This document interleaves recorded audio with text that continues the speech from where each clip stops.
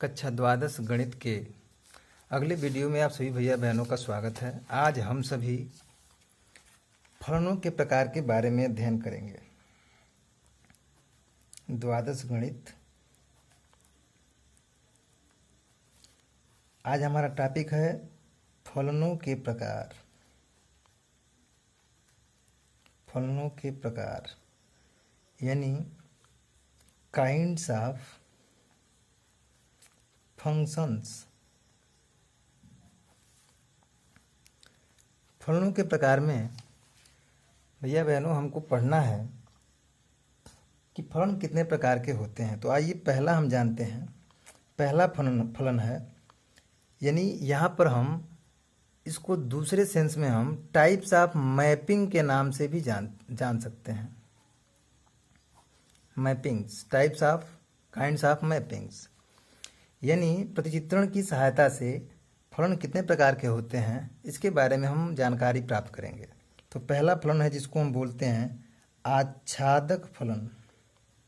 आच्छादक फलन, आच्छादक फलन को हम ऑन्टो या सर्जेक्टिव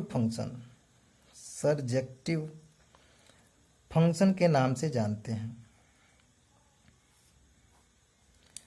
अब रही बात कि ये आच्छादक फलन होता क्या है, तो इसके पहले आपको बताया गया है डोमेन कोडोमेन के बारे में जानकारी प्राप्त कराई गई है। मतलब डोमेन, कोडोमेन या सहडोमेन ये क्या होता है। तो आपको बताया गया है कि अगर मान लीजिए कोई mapping F from A to B हो, तो ए वाला, ए के जो अवयव होते हैं, ए के अवयवों से बना हुआ समुच्चय ये कहलाता है डोमेन, और बी के सभी अवयवों से बना हुआ समुच्चय कहलाता है, इन बी में जितने अवयव भाग लेते हैं इन अवयवों से बना हुआ समुच्चय कहलाता है कोडोमेन, सहडोमेन। यानी यह डोमेन है, यह सहडोमेन है, और ए के अवयव बी के जिस अवयव से प्रतिबिंबित होंगे वह कहलाएगा परास, चाहे परिसर। तो परिभाषा इसकी है कि यदि फलन के कोडोमेन यानी इसको कहते हैं सहप्रांत, यदि फलन के कोडोमेन का प्रत्येक अवयव डोमेन के यानी कि प्रांत के, डोमेन के किसी न किसी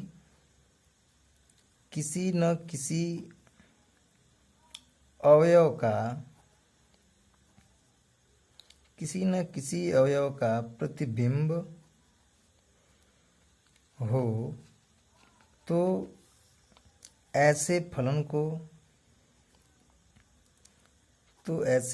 को आच्छादक फलन कहते हैं। ऐसे फलन को आच्छादक फलन कहते हैं।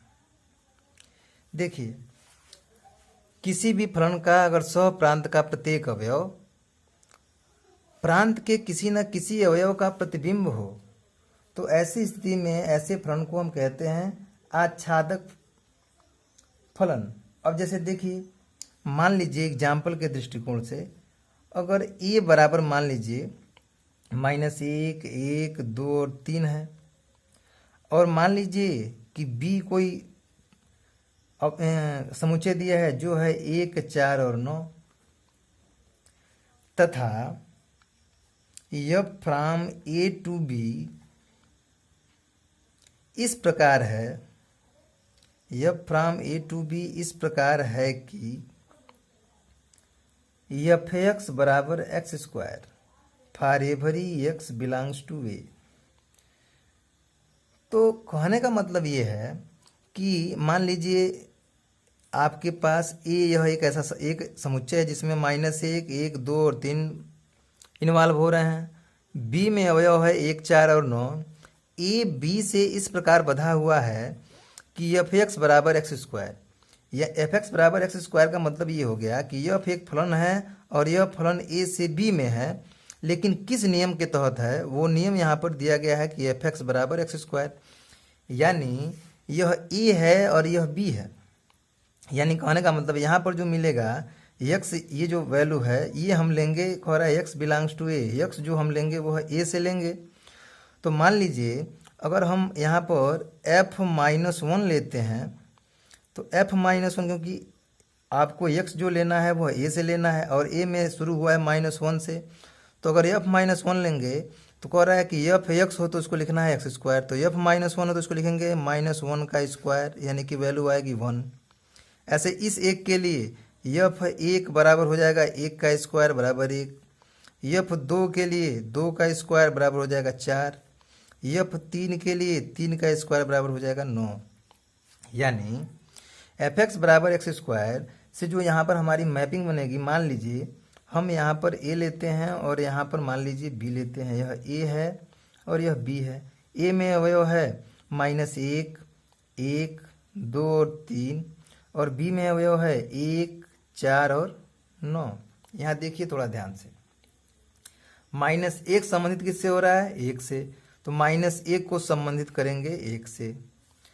1 संबंधित हो रहा है किससे? 1 से।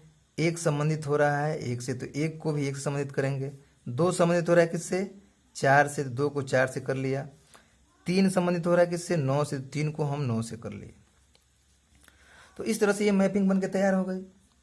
अब यहाँ पर हम कैसे कहेंगे आच्छादक फलन है? तो आच्छादक फलन में हमको ये देखना है कि आच्छादक फलन में b में जो अवयव होता है, b का कोई अवयव खाली नहीं होना चाहिए, यानी कि सारे जितने अवयव हैं सब प्रतिबिंबित होने चाहिए। तो आप देख रहे हैं 1 भी प्रतिबिंबित है, 4 भी प्रतिबिंबित है, 9 भी प्रतिबिंबित है। तो इसलिए यह जो मैपिंग होगी, इस मैपिंग को हम कहेंगे, यह मैपिंग आच्छादक फलन को रिप्रेजेंट करेगी, यानी यह आच्छादक मैपिंग है, आच्छादक फलन है। तो इसमें हमको केवल यही देखना है कि कोडोमेन, यह जो है इसको कहेंगे कोडोमेन, और यह है इसको कहेंगे डोमेन। तो डोमेन का जो कोडोमेन से अवयव जो प्रतिबिंबित हैं, तो कोडोमेन के कोई भी अवयव खाली नहीं होने चाहिए। तो आप देख रहे हैं कि कोडोमेन का कोई भी अवयव खाली नहीं है, 3 ही अवयव हैं, तीनों के तीनों अवयव प्रतिबिंबित हैं।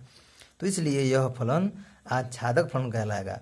जैसे परिभाषा से देखिए, यदि फलन के कोडोमेन का प्रत्येक अवयव, तो कोडोमेन यह है, इसका प्रत्येक अवयव डोमेन के किसी न किसी अवयव का प्रतिबिंब हो, तो इसका प्रत्येक अवयव इसके किसी न किसी अवयव का प्रतिबिंब है, तो इसलिए यह फलन कहलाएगा आच्छादक फलन। अगर मान लीजिए यहाँ पर इस 1, 4, 9 के अलावा यहाँ पर अगर 10 भी होता, मान लीजिए यहाँ पर 10 होता, यहाँ पर अगर हम लिख देते 10, इसमें अगर 10 होता और यह 10 किसी से भी प्रतिबिंबित नहीं होता, यह खाली होता, तो इस फलन को हम आच्छादक फलन नहीं कहते। लेकिन चूंकि यहाँ पर 1, 4, 9 है, 3 है, तीनों के तीनों प्रतिबिंबित हैं, यानी इस बी वाले में जितने भी अवयव हों सब के सब प्रतिबिंबित हों, तो इसको हम कहते हैं आच्छादक फलन। यहाँ से हमको क्या मिल रहा है? यहाँ से हमको ये मिल रहा है कि जिसका जिससे संबंध होता है, इसका कोडोमेन आप देख रहे हैं, कोडोमेन में, इसके कोडोमेन में एलिमेंट क्या है? 1 है, 4 है और 9 है।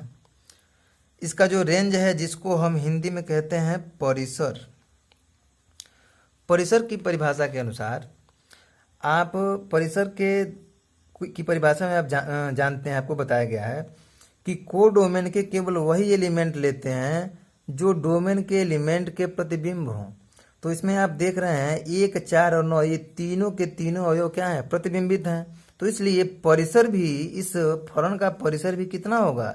1, 4 और 9 होगा। तो आप देख रहे हैं कोडोमेन में भी 1, 4, 9 है और रेंज में भी 1, 4, 9 आ रहा है। यानी जब किसी फलन में, जब किसी मैपिंग में कोडोमेन और रेंज आपस में बराबर हों, यानी अर्थात इसमें क्या बराबर है? अर्थात परिसर तथा सह डोमेन एक ही समुच्चय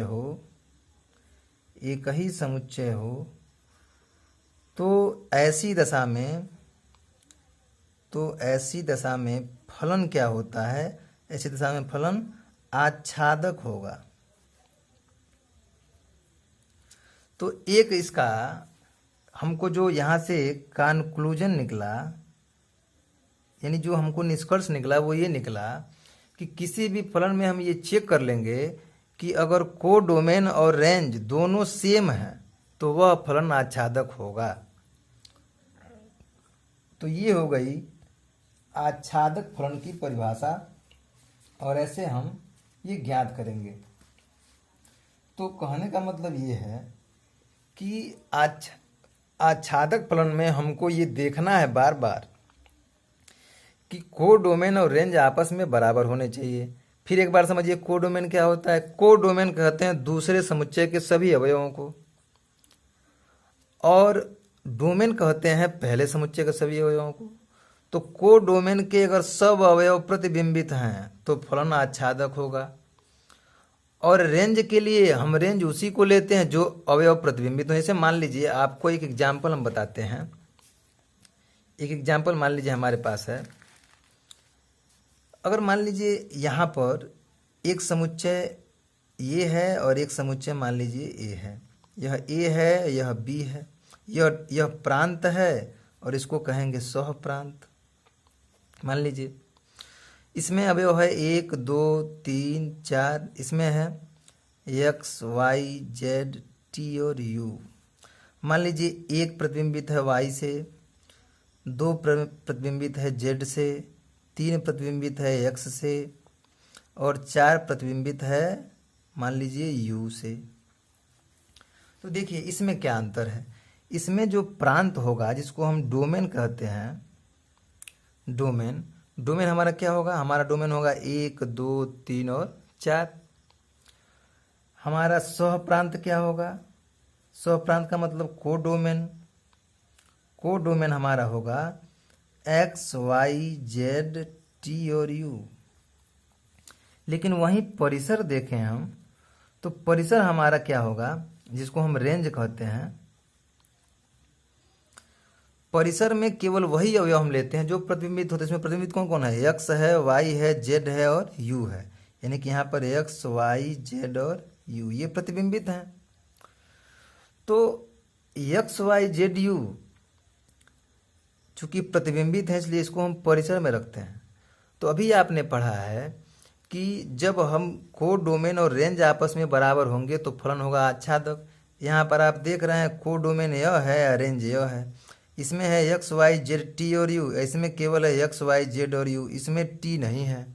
इसका मतलब यह दोनों बराबर आपस में नहीं हैं, इसलिए यह फलन आच्छादक फलन नहीं होगा। यह आच्छादक फलन नहीं है ये वाला। और परिभाषा के दृष्टिकोण से कैसे हम चेक करेंगे, देखिए परिभाषा में यही कहता है कि स्वप्रांत का कोई भी अवयव ऐसा न हो कि जो प्रांत के किसी न किसी अवयव का प्रतिबिंब न हो। तो यहाँ पर आप देख रहे हैं कि टी एक ऐसा एलिमेंट है कि जो प्रांत के किसी भी अवयव से प्रतिबिंबित नहीं है। तो अगर एक भी अवयव खाली रह गया तो वह आच्छादक फलन नहीं होगा। तो परिभाषा के दृष्टिकोण से ऐसे देख लेंगे, अब प्रांत और परिसर स्वप्रांत के दृष्टिकोण से ऐसे देख लेंगे कि अगर स्वप्रांत और परिसर बराबर हैं तो ऐसी दशा में वह आच्छादक होगा। अगर परिसर बराबर स्वप्रांत और परिसर आपस में बराबर नहीं है तो वह फलन आच्छादक फलन नहीं होगा। धन्यवाद।